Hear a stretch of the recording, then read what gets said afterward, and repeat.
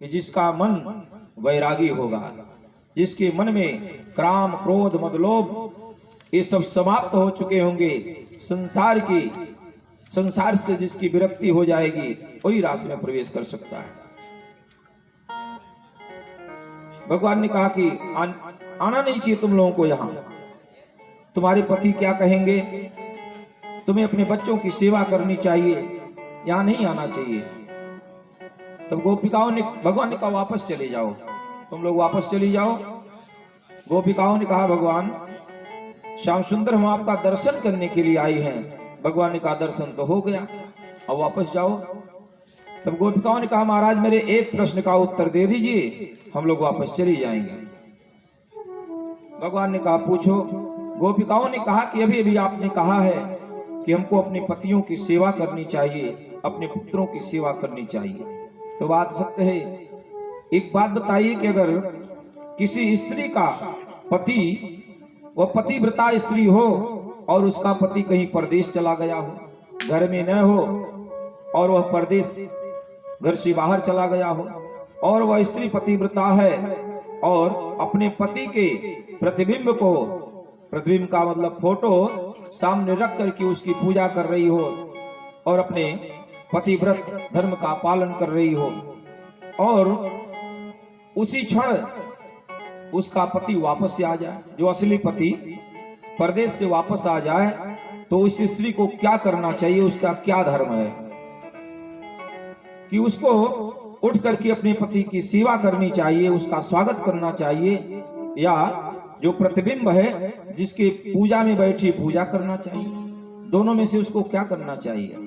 भगवान ने कहा रे बावरी, जब असली पति आ गया तो नकली पति की पूजा करने की क्या जरूरत है? उनको उठ करके अपने असली पति का स्वागत करना चाहिए। गोपिकाओं ने कहा वाह प्रभु, तो ये बताइए कि आप हमसे कह रहे हैं कि जाओ पतियों की सेवा करो, तो ये तो सांसारिक पति हैं, नकली पति हैं, इनकी सेवा करके हमको क्या प्राप्त होगा? आप तो जगत पति हैं, हाँ? तो जो असली पति आप हैं, हमारे प्राण पति हैं, जगत पति हैं, तो बताइए भला जब असली पति सामने हो तो नकली पति की पूजा करनी चाहिए? भगवान निरुत्तर हो गए और भगवान समझ गए कि इनका हृदय जो पवित्र है, इनके अंदर वैराग्य जागृत हो चुका है। अब सुखदेव जी कहते हैं राजन भगवान उन गोपिकाओं के साथ रास करना प्रारंभ करते हैं। अब सभी गोपिकाओं के साथ भगवान रास करना प्रारंभ किए और कुछ ही क्षण बाद उन गोपिकाओं के अंदर जो है, एक गोपी के पास तो एक गोपी के हृदय में मान हुआ, हाँ? एक गोपी के हृदय में मान हुआ और अनेक गोपियों के हृदय में अभिमान हो गया। अभिमान हो गया कि देखो तो सही, आज जगत पिता को हम लोग नचा रहे हैं, भगवान नृत्य कर रहे हैं गोपिकाओं के बीच में।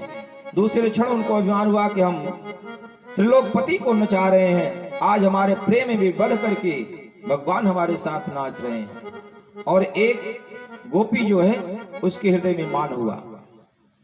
भगवान तो अंतर्यामी है, भगवान ने देखा कि इनके अंदर अभिमान भी हो गया, तो अगर अभिमान आ जाएगा तो भगवान नहीं रह सकते हैं। भगवान उस गोपी को लेकर के, जिसके हृदय में मान हुआ, उसी को लेकर के भगवान वहां से नृत्य करते हुए दूर चले गए और सबके बीच से अंतर्ध्यान हो गए। अब जब अंतर्ध्यान हो गए भगवान, सारी गोपिकाएं परेशान हो गई जितनी गोपियां थी। अब भगवान दूसरे क्षण इनको विरह हो गया। जब भगवान इनके सामने से जो अंतर्ध्यान हो गए तो सब लोग विरह में डूब गए और वृंदावन में भ्रमण करते हुए भगवान को ढूंढने लगी। लताओं से पूछती हैं, पत्रों से, पुष्पों से पूछती हैं कि हमारे श्याम सुंदर कहाँ गए।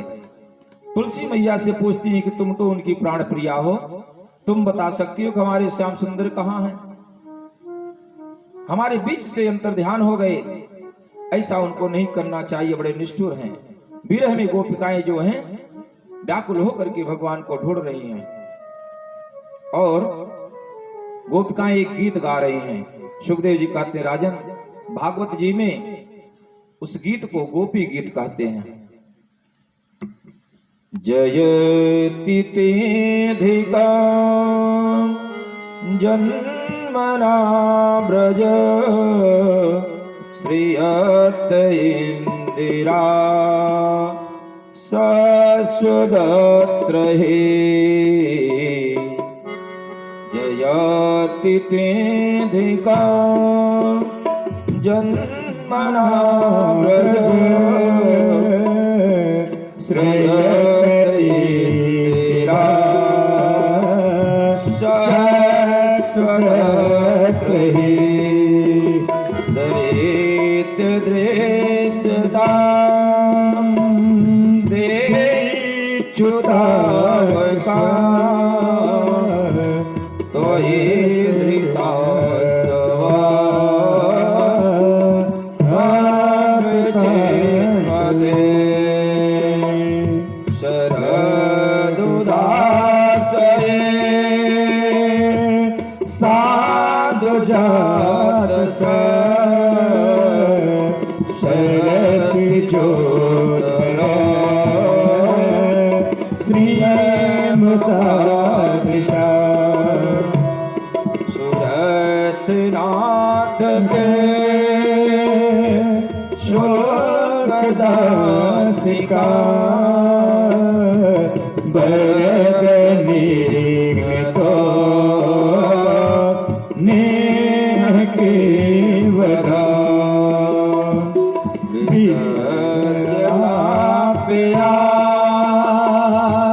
ब्याल राक्षसा वर्षमारुदा वैदुतानरा ऋषमयात्मजा देशतो भया ऋषभदेवय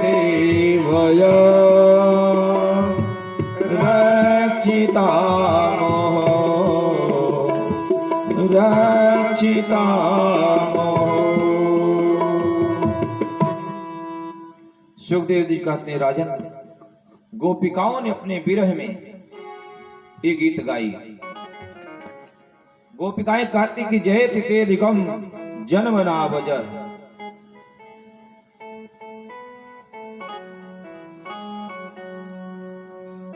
गोपिकाओं ने कहा कि उनकी जय हो, उनको प्रणाम कि जिनका जन्म जो है ब्रज में हम गोपिकाओं के उद्धार के लिए हुआ है, हमारे मनोरथ को पूर्ण करने के लिए हुआ है। अस्तुति करती हुती कहती कि देखो तो हमारे श्याम सुंदर कितने छलिया हैं, भगवान की हर युग की लीला को गाती हैं। कहती कितने छलिया हैं, इन्होंने हमारे साथ छल किया है, ऐसा इनको नहीं करना चाहिए। दूसरी गोपी कहती है, अरे तुम छल की बात कर रहे हो, रामा अवतार में इसने निरपराध बाली का वध किया था। बाली बेचारा इनका क्या बिगाड़ा हुआ था, उसकी शत्रुता तो सुग्रीव से थी, लेकिन इन्होंने निरपराध बाली को छल से मारा। उन्हें अनेक अवतारों का गुणगान करती हुई विरह में भगवान के व्याकुल हैं। सुखदेव जी कहते हैं कि विरह में गोपिकाएं भगवान को ढूंढ रही हैं। उसी समय दूसरी सखी से इनका जो है मुलाकात इनकी होती है, जिसको लेकर के भगवान अंतर ध्यान हुए थे। उनको भी छोड़ करके भगवान जो है अंतर ध्यान हो गए। गोपिकाओं ने दौड़ करके उनसे पूछा, रे सखी तुम बताओ कि भगवान कहाँ है, तुम्हारे पास भी नहीं है? उन्होंने कहा हमारे पास भी नहीं है। सुखदेव जी कहते हैं, जब गोपिकाओं के विरह को भगवान ने देखा तो दूसरे क्षण भगवान प्रकट हो गए। बोले सच्चिदानंद भगवान की जय हो। अब जब भगवान प्रकट हुए तो भगवान ने संकल्प लिया कि अब महारास प्रारंभ करना चाहिए। और अब की बार भगवान ने पुनः बंसी बजाई और भगवान ने महारास करना जब प्रारंभ किया, गोपिकाएं महारास में जो प्रवेश कर रही हैं, इधर कामदेव अपनी देवी रति के साथ आते हैं। भगवान ने कहा आओ आओ तुम्हारा स्वागत है। कामदेव को अहंकार है। भगवान ने कहा आज तुम्हारे अहंकार को भी चूर करते हैं। कामदेव ने भगवान को विचलित करना चाहा। कामदेव के पास 5 बाण हैं, सम्मोहन, उच्चाटन, उत्कीलन आदि अपने 5 बाणों का प्रयोग कामदेव ने किया भगवान के ऊपर। लेकिन भगवान तो मायापति हैं, भगवान के ऊपर कामदेव के बाण का कोई फर्क नहीं पड़ा। भगवान विचलित नहीं हुए, कामदेव लज्जित हो गए और भगवान ने उनको उल्टा लटका दिया कि वहीं लटके रहो, तुम यहां नहीं आ सकते हो। कामदेव लज्जित हो गए और भगवान के चरणों में कामदेव ने स्तुति की और भगवान को एक नाम दिया, अच्युत। बोले अच्युत भगवान की जय हो। अब भगवान ने रास करना प्रारंभ किया और इधर कैलाश पर बैठे बाबा भोलेनाथ सब कुछ देख रहे हैं। अब जब भगवान ने बंसी अब की बार बजाया तो जितनी देवांगनाएं हैं स्वर्ग से चल पड़ी भगवान के रास में। और इधर भगवान ने आदेश दिया कि यहाँ स्त्रियों का ही केवल प्रवेश होगा, पुरुषों का प्रवेश नहीं होगा। देवांगनाएं भगवान की रास में आती हैं गोपी के भेष में। और इधर मैया पार्वती भी कैलाश से तैयार हो रही हैं, तैयारी कर रही हैं रास में जाने के लिए। बाबा ने कहा कहाँ जा रही हो? मैया ने कहा अभी आपने देखा नहीं, भगवान ने बंसी बजाई है, सबको निमंत्रण दिया है, सारी देवांगनाएं जा रही भगवान के महारास में, हम भी जा रहे हैं उसी रास में। गोपी बन करके मैया पार्वती जा रहे थे, भगवान ने कहा हमको भी लेते चलो। अरे एक दिना भोले भंडारी जाओ, एक दिना भोले भंडारी बन के ब्रज की नारी गोकुल में आ गए हैं, गोकुल में आ गए हैं।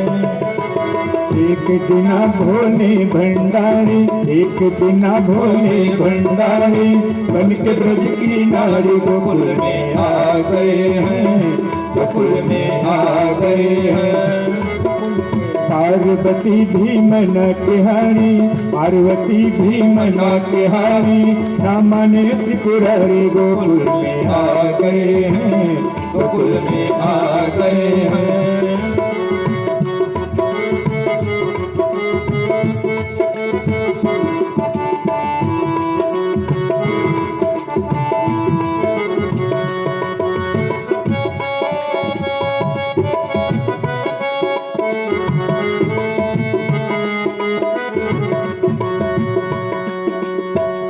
पार्वती से बोले मैं भी चलूंगा तेरे संग में, तेरे संग में।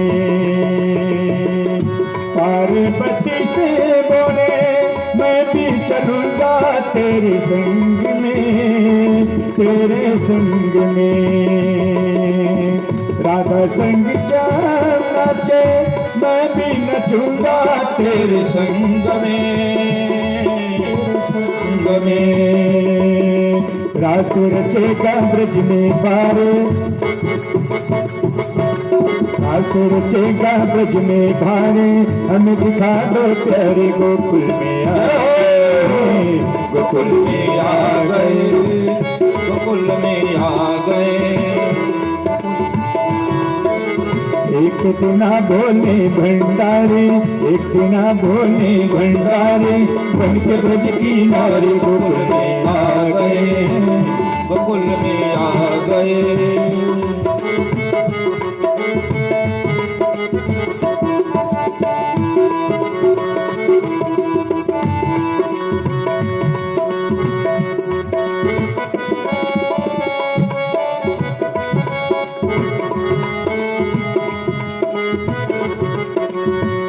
ओ मोरे भोले स्वामी,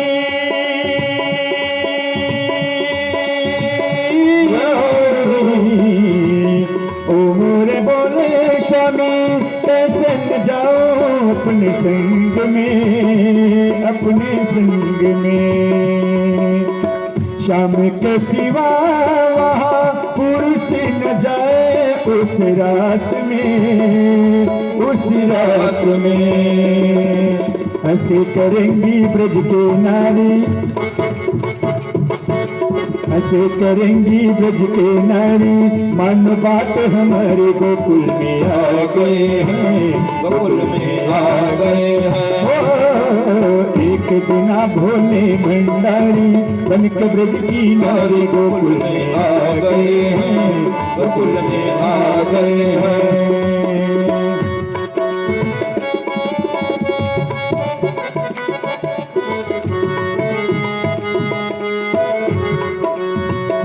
ऐसा सजा दो मुझे,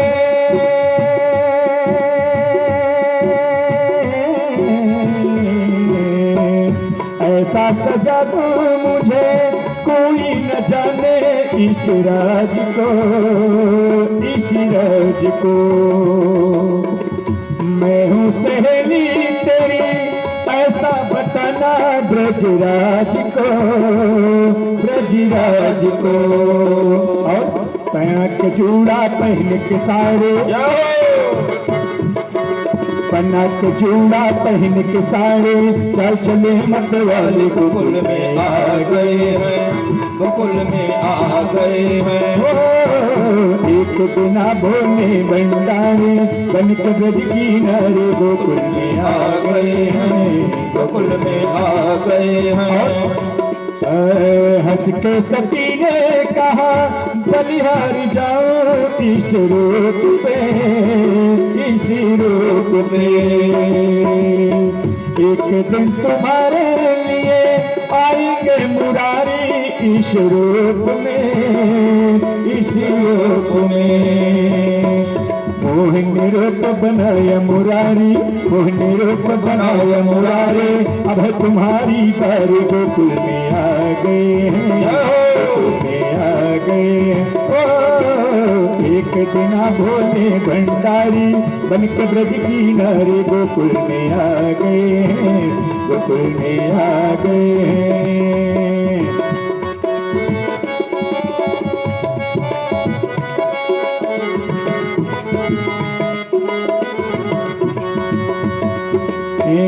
देखा मोहन ने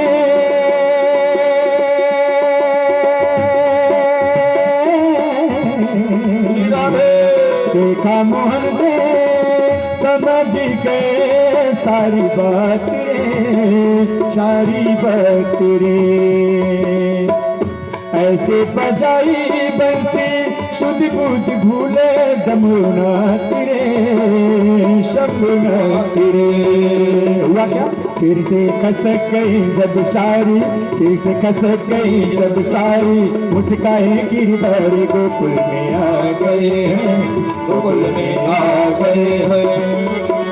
एक बिना भोले भंडारी, एक बिना भोले भंडारी, बन के ब्रज की नारी गोकुल में आ गए हैं, गोकुल में आ गए हैं। एक बिना भोले भंडारी, बन के ब्रज की नारी गोकुल में आ गए हैं, गोकुल में आ गए हैं, गोकुल में आ गए हैं। बोले वृंदावन बिहारी लाल की जय हो। सुखदेव जी कहते हैं, राजन भोले बाबा भी गोपी बन करके महाराष्ट्र में पधारे। भगवान तो अंतर्जामी हैं, भगवान भी बड़ी कौतुकी। जब भगवान ने देखा कि भोले बाबा आ गए, अब भगवान ने कहा एक काम करो गोपिकाओं से कि सभी लोग एक कतार में खड़ी हो जाओ, एक लाइन में। सबको अपना परिचय देना पड़ेगा, तभी रास में प्रवेश कर सकती हो। भगवान ने कहा थोड़ा सबसे परिचय हो जाए, फिर रास प्रारंभ हो। अब एक एक करके भगवान सबसे परिचय ले रहे हैं, गोपिकाएं अपनी परिचय दे रही हैं। जब सबका परिचय हो गया, भगवान पहुंचे मैया पार्वती के पास। पार्वती जी के बगल में भोलेनाथ भी बन ठन के खड़े हैं। मैया से जब भगवान ने परिचय पूछा, मैया ने तो अपना परिचय दे दिया। अब बारी आई बाबा की। भगवान ने कहा, ऐ गोपी तुम भी अपना परिचय बताओ। बाबा तो एक हाथ का घूंघट काढ़े हुए हैं। भगवान ने कहा परिचय बताओ। मैया पार्वती कह रही कि थोड़ा ये शर्मीली है, हमारी सखी है और ये थोड़ा शर्मीली है और बताने में शर्म आ रही है इसको। भगवान ने कहा तो नाम तो बताना चाहिए, नाम बताने में क्या शर्म है। भगवान कह रहे हैं कि नहीं, बगैर नाम बताए, परिचय बताए तो प्रवेश नहीं हो सकता रास में। तो भगवान भोलेनाथ मैया पार्वती को इसे इशारा कर रहे हैं, तुम ही बता दो, तुम ही बता दो। अब मैया कह रही हैं कि अब आए हो तो समझो। भगवान कह रहे हैं परिचय तो बताओ। मैया ने कहा शर्मीली। भगवान ने कहा गूंगी तो नहीं है ना, भगवान ने कहा गूंगी तो नहीं है, बोल सकती है ना। मैया ने कहा बोल सकती है। तो भगवान ने कहा बोलना चाहिए, बोलो, नाम बताओ। अब भगवान भोलेनाथ कैसे बोले? मैया को इशारा कर रहे हैं तुम ही कुछ बताओ। भगवान श्याम सुंदर ने भगवान भोलेनाथ की घूंघट को पकड़ लिया। कहा नाम नहीं बता सकती हो तो कम से कम घूंघटे उठाओ, चेहरा तो दिखाओ। अब भगवान भोलेनाथ एक तरफ पकड़े हैं, अब भगवान उठा रहे हैं। इधर भोलेनाथ पकड़े हैं बड़ी तेजी से। भगवान कह रहे हैं कि उठाओ घूंघट, चेहरा दिखाओ। भगवान कह रहे हैं भोलेनाथ कह रहे हैं अब बोले कैसे, पोल खुल जाएगा। अब इधर जब घूंघट उठाना चाह रहे कहें भगवान ने कहा उठाओ घूंघट, उठाना पड़ेगा। भगवान भोलेनाथ मन ही मन कर अरे नारायण क्या चाह रहे हो, बना बनाया काम बिगाड़ने के लिए आप जो है कौतुक कर रहे हो, ऐसा नहीं करो। भगवान ने कहा जरूर चेहरा तो दिखाना पड़ेगा।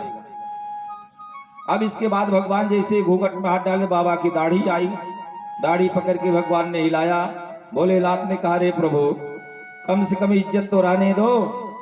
सुखदेव जी कहते राजन भगवान बड़ी कौतुकी हैं। इस प्रकार भगवान ने रास को प्रारंभ किया। अब जब भोले बाबा का परिचय हो गया, घूंघट भगवान ने उठा ही दिया। जब घूंघट उठाया तो भगवान भोलेनाथ शर्मिंदा हो गए और भगवान भोलेनाथ को नारायण ने प्रणाम किया। भगवान ने भी प्रारंभ किया, प्रणाम किया और कहा प्रभु अब आप ही आ ही गए हो, आप तो आप भी रास में आनंद उठाओ और आपका एक नाम होगा यहाँ। अब आए हो तो यहाँ आपको रहना पड़ेगा।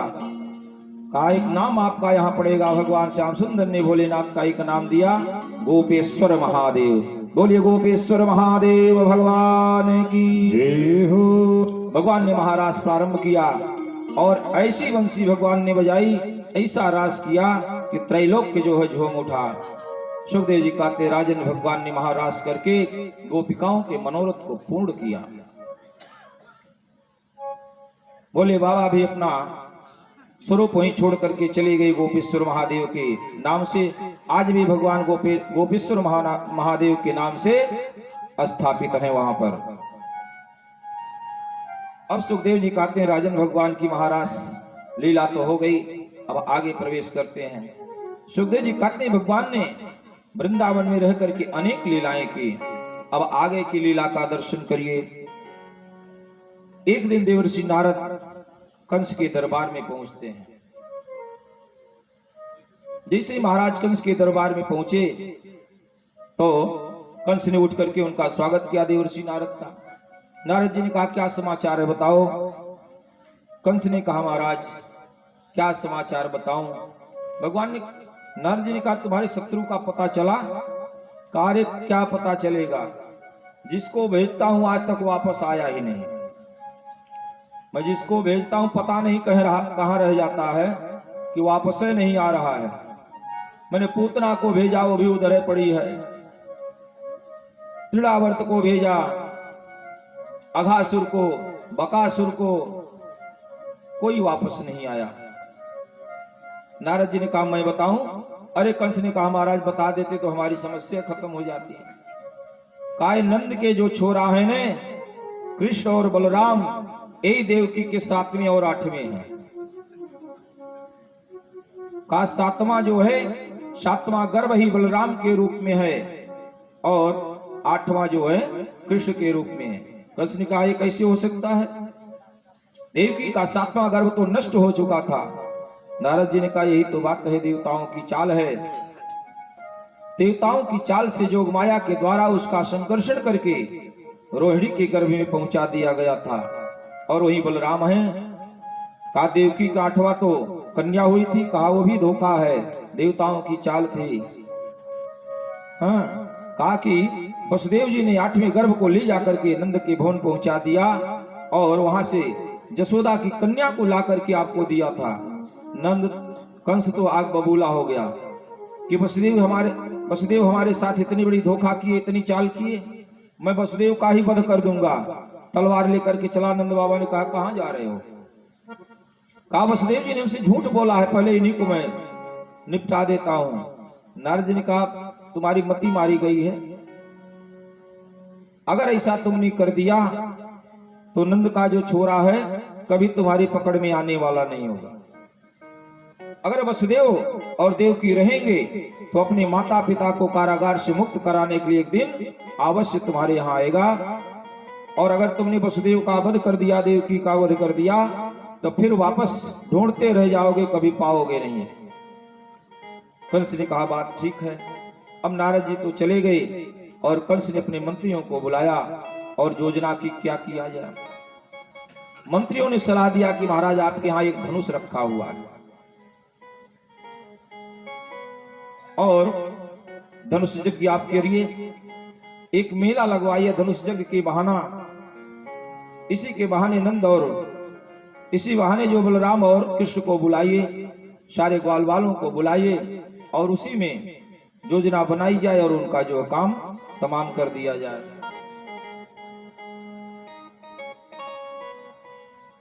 भगवान भोलेनाथ का दिया हुआ एक धनुष जो है कंस के पास था और देते समय बताया गया था कि जो भी इस धनुष को उठा लेगा, इसको तोड़ देगा, वही तुम्हारा काल होगा।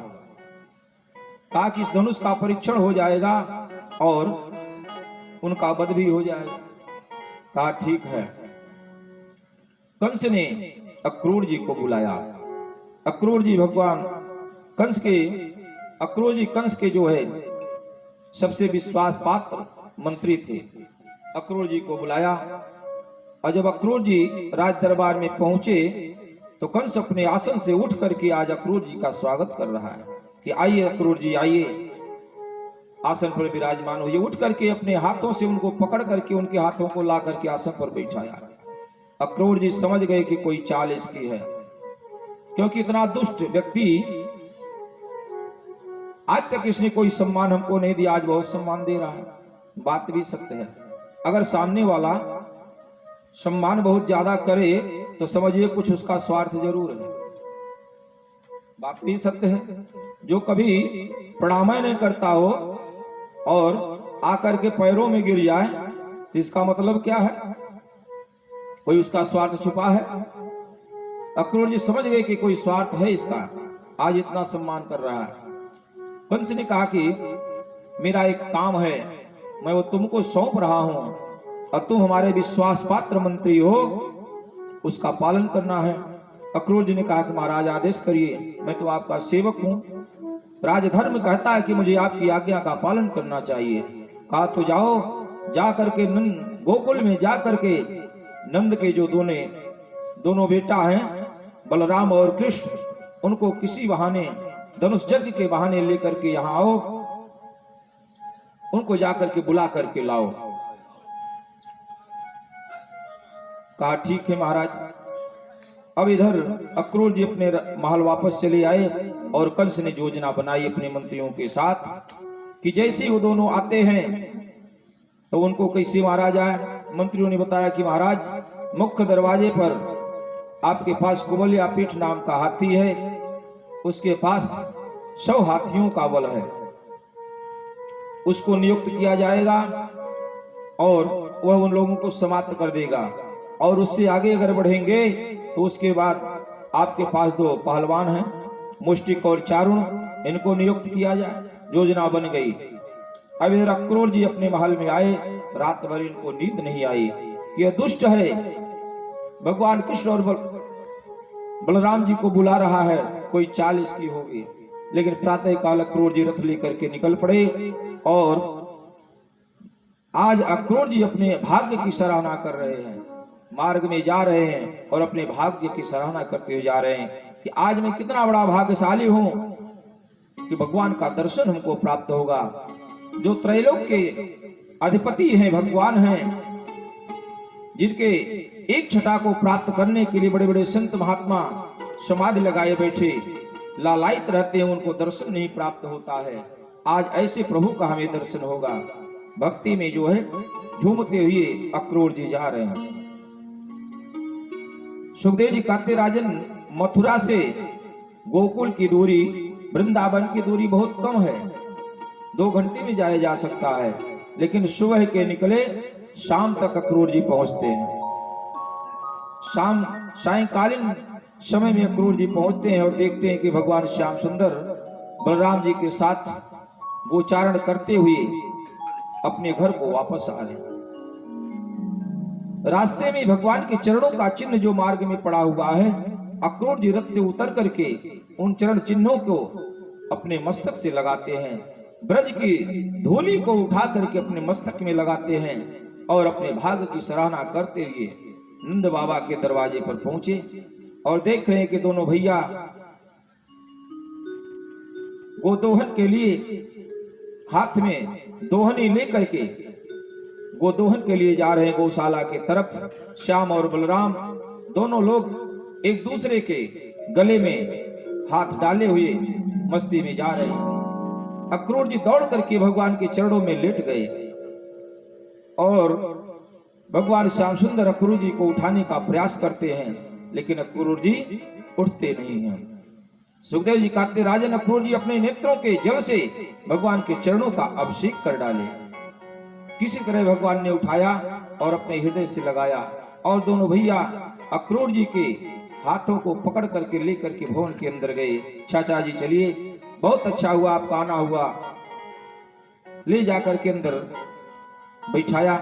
नंद बाबा भी दौड़े दौड़े आए, अक्रूर जी का स्वागत सत्कार किए। अक्रूर जी रात्रि के समय जब भोजन करके विश्राम करने लगे तो दोनों भाई श्याम और बलराम अक्रूर जी के चरणों को दबा रहे हैं, सेवा कर रहे हैं। तब भगवान ने पूछा कि चाचा जी, मथुरा का क्या समाचार है, मथुरा के वासियों का क्या समाचार है, और हमारे मामा कंस कैसे हैं। सारा समाचार बताया कि कंस ने हमको इसीलिए भेजा है, कल प्रातः काल आपको मथुरा चलना होगा। कंस का आदेश है और कंस बहुत बड़ा उत्सव कर रहा है, मेला लगवा रहा है, हमको ले जाने के लिए भेजा है। और जब भगवान ने पूछा कि हमारे माता पिता कैसे हैं, मैया देवकी और वसुदेव जी कैसे हैं, तब अक्रूर जी के नेत्रों से अश्रुपात होने लगे। कहा कि भगवान, उनके दुख को तो पूछो मत। यह दुष्ट कंस देवकी के 6 पुत्रों का वध कर डाला और आज भी बंदी बना करके कारागार में रखा है। अक्रूर जी के नेत्रों से